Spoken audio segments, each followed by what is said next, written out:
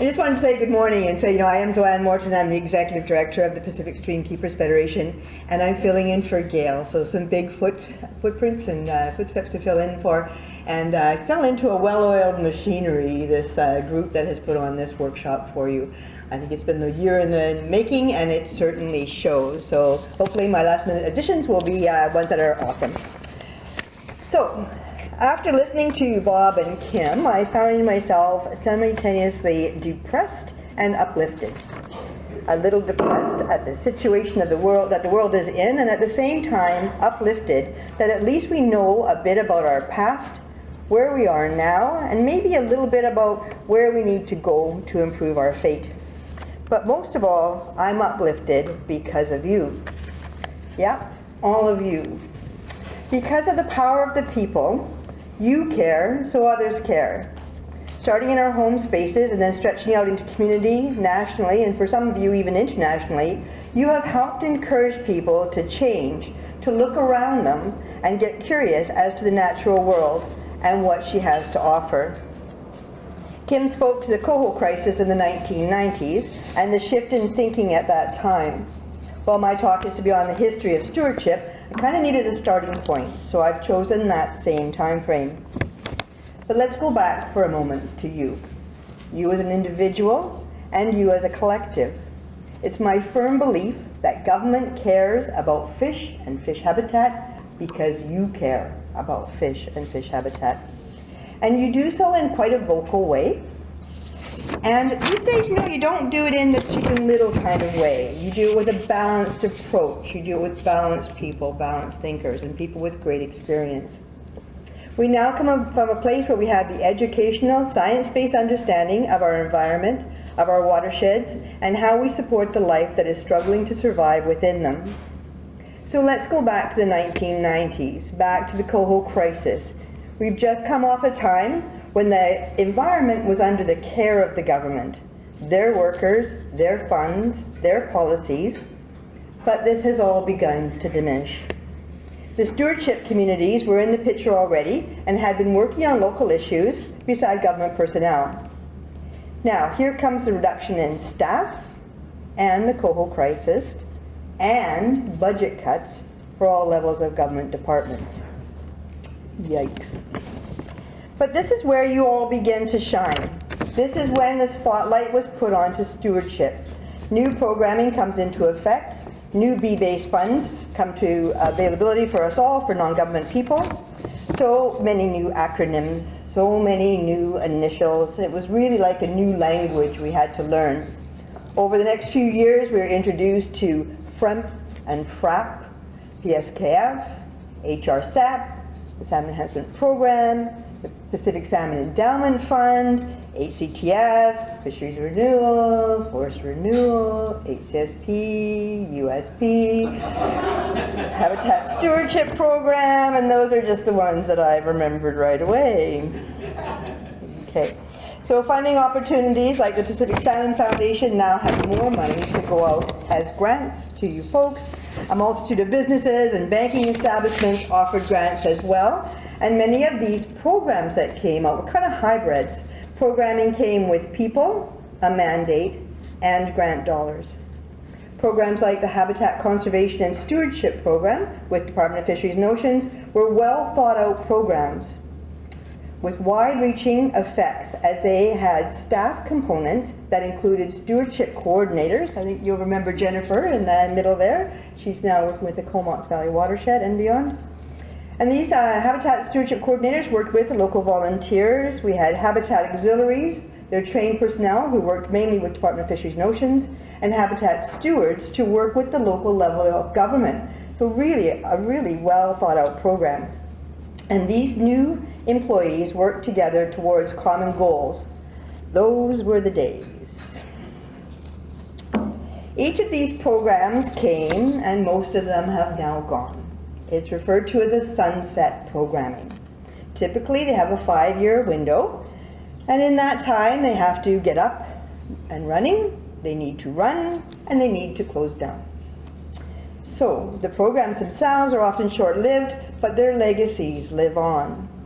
As I was looking at a few reports to try and refresh my memory on the past programming, I came upon one that reflected on the demise of these programs and of the doom and gloom when the funds disappeared around them.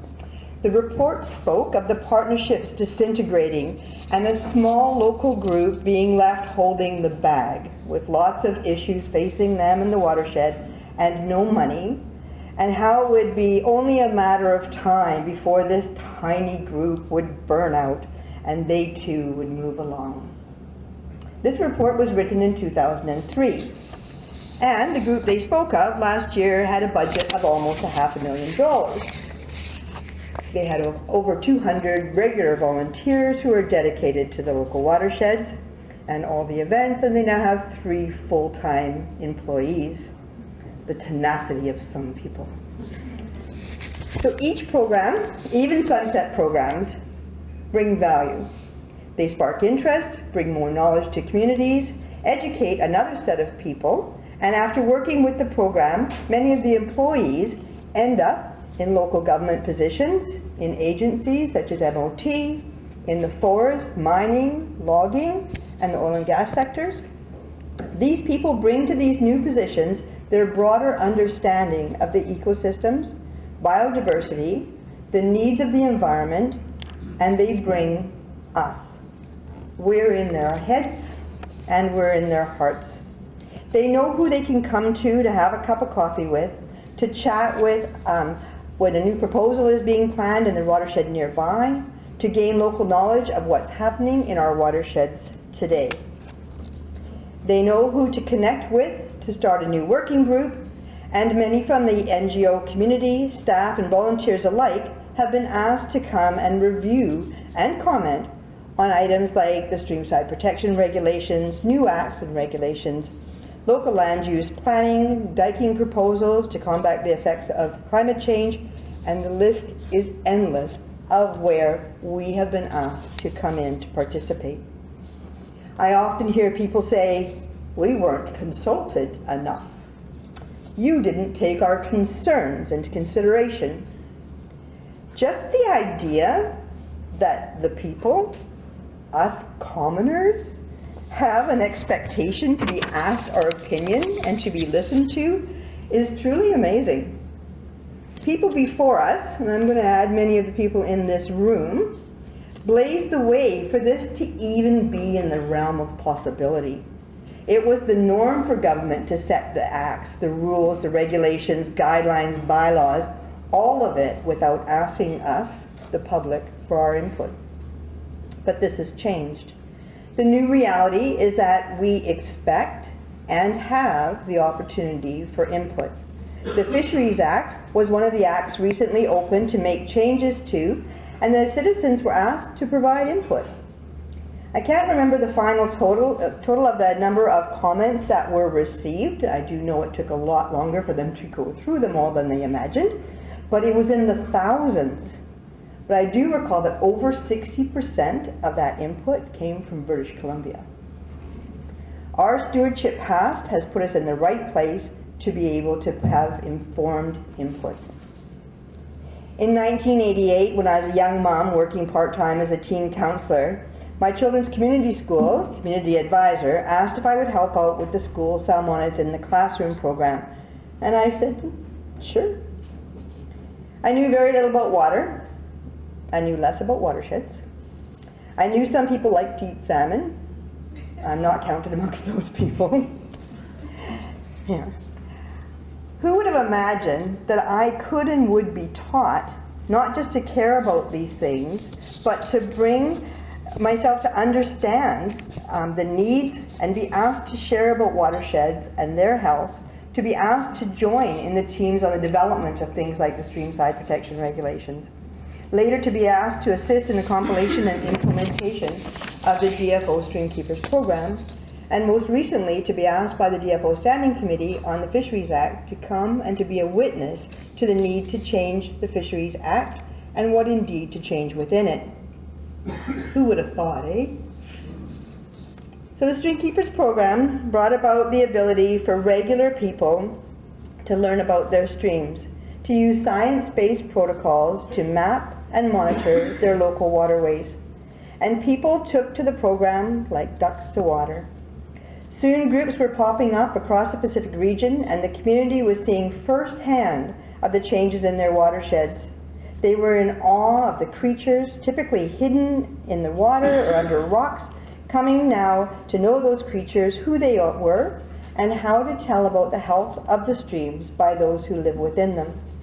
And they started to talk about streams and watersheds to their neighbors, friends, and family, and to the government of all levels. And it's fun to do, so more people joined. I'm reminded of my friend Bob. So Bob was a high school teacher, he was a math teacher, and one day while walking his dog, he saw a group of people in the little creek in his backyard, poking around and prodding in the stream bank and looking like they were expecting to see something. So he went and asked them who they were, and talked about what they were up to, why they were doing this, and he took their card. And he tucked it in the back of his head, and that day he said to himself, one day I'm going to join that group. And 9 years later, once he retired, Bob went back to the creek, found the group, and again they were out there poking and prodding, and they were still there. And I think that's what the stewardship community is all about. We are still there when somebody is finally ready to join in. And then he began his own journey, learning about streams and the life within them. Bob counts returning salmon, he counts the fry of the year, and takes part in smolt enumeration.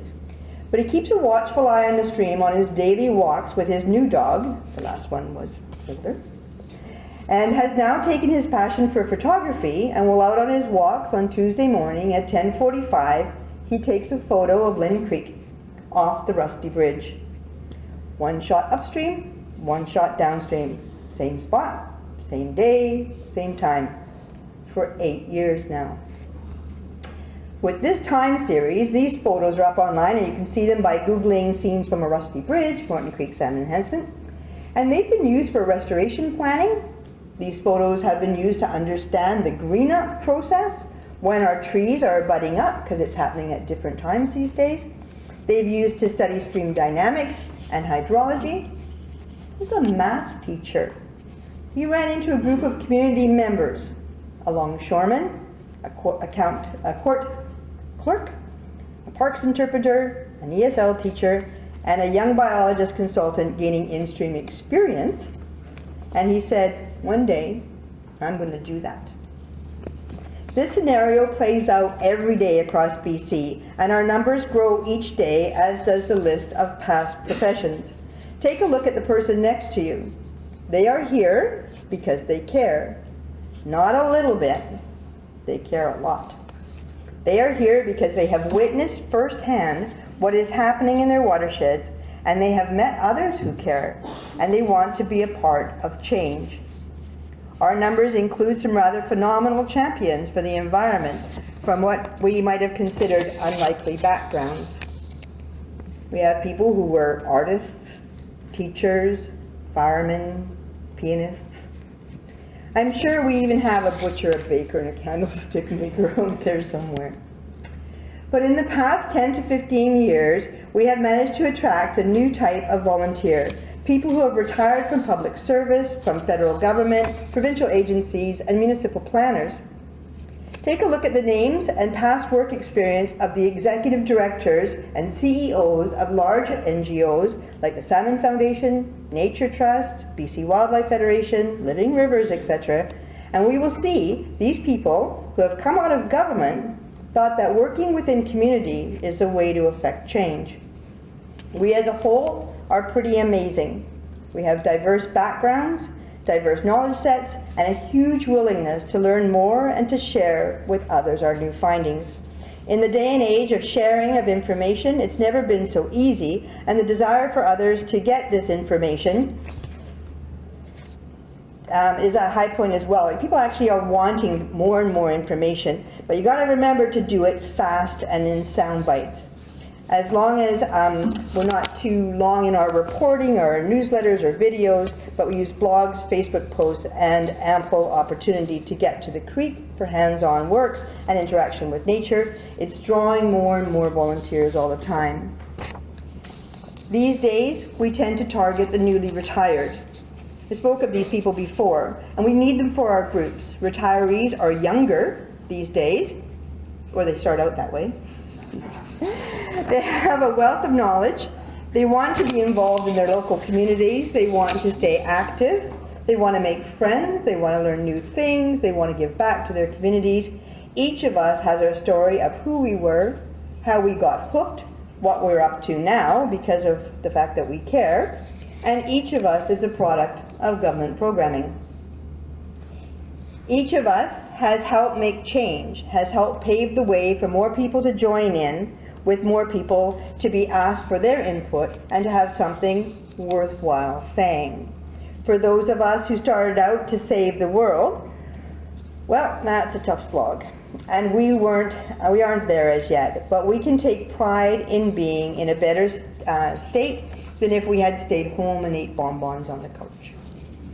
Yesterday it was enlightening to be out at the farm, and during a talk on carrot seed production and having farm and food programs for community, the leader spoke to pieces that we have all wrestled with. And we're going to wrestle with that more this afternoon. They talked about the development in the area, and they talked about rain. He spoke of the water coming off the roofs and roadways and not having enough land left to uptake all the flows. Then there was talk of heavier, more prolonged rainfalls. Then there was talk of municipalities and how they've talked of swales, detention ponds, and a lot of innovative ideas that would be ideal to deal with this. Yet as we stood in the field and looked around, we heard a comment.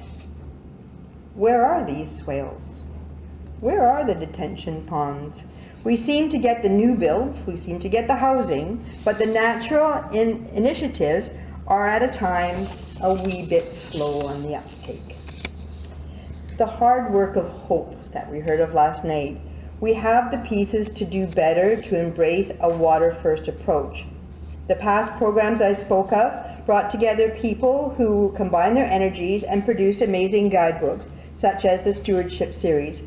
If you haven't read these for a while, like let's say in the last 20 years, or you didn't know that they existed, it would be worth your while, I think, to bring these up and revisit them.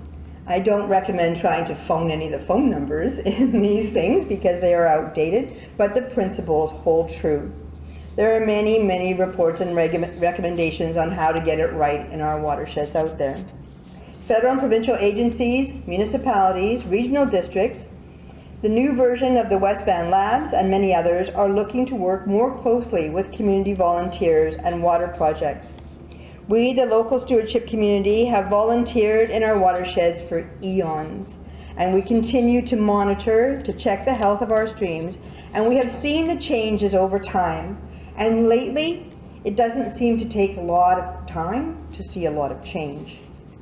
As many others have passed through, sometimes helping and other times hindering, we rely on the locals to continue to do what they do, and they do best at watching over and monitoring and documenting the day-to-day happenings of the stream because people need to know. And if you're not there, then it'll be hard to know what's happening today. Some members will take to being active on watershed roundtables. Some will join in on working groups for land use planning or changes to policy and regulations. Some members will remain to monitor the day-to-day, month-to-month happenings on the streams to inform those at those tables as to what is happening in the here and now, and to take in those new recruits to show them the ropes. From past programming, we have protocols for monitoring and guidebooks and people in place to keep the next generation of stewards going. The next programming opportunities that we have, that's coming, and that's a part of why we're here today. Over the years, government started to work with communities, with First Nations, with municipalities, and industry and business. We all struggled at first to learn to get to know one another, to celebrate our shared successes, and to figure out our responses in times of trouble. We have worked together on salmon enhancement, the augmentation of stocks in streams of need. I think I'm pushing something weird here. Okay, is that up there? No. We have monitored the stream's attributes and done remediation and restoration works.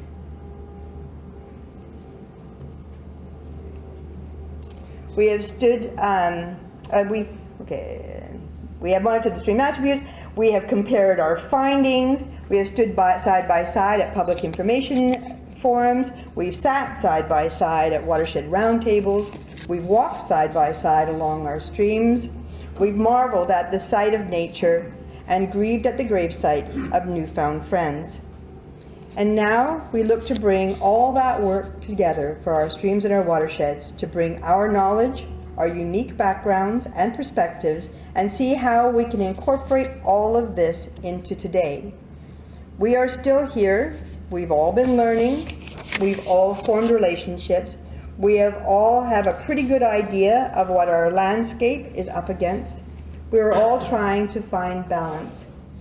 With new tools and new processes, along with our continued interest in the watershed that we've lived in for so long. We're in Vancouver Island. You're getting a lot of people from the mainland, but they have understanding of watersheds that they're bringing with them, just not yours. Please help them.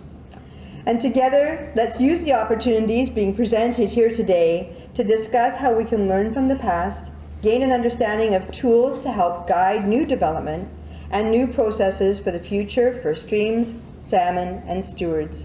Now, I look forward to hearing today everyone's contributions throughout our time together, and thank you for your time and attention this morning.